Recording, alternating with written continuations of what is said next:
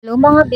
For today's video, tayo ay maglalakad papuntang Bahaw Falls ng Tubli, Catanduanes. Mga around 8:30 kami naglakad na papunta sa Bahaw mga B para maaga-aga kami para hindi lubog na yung falls. At habang naglalakad nga ito mga B ay mainit na nga rin. At bago nga kami makarating sa Bahaw Falls mga B ay dadaan kami dito muna sa malawak ng lupain na ito na tinatawag na Aniwis. Hello guys!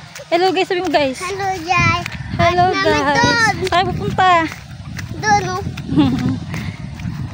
Ayun nga mga B, bago kami makarating sa Bahaw ay nadaanan pa namin yung highway ng Tubli, Catanduanes. Bago kami makarating dito sa Bahaw. Tulay pala mga B, tulay.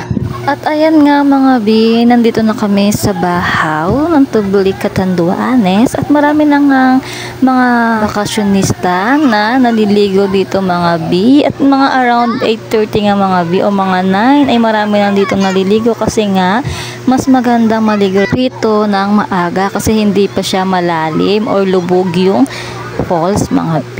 Kaya naman mga B, habang andito kami ay sinusulit talaga namin na maligo. At habang kami naliligo ang mga B, damang-dama namin yung tubig. Sobrang lamig ng tubig ng falls dito mga B.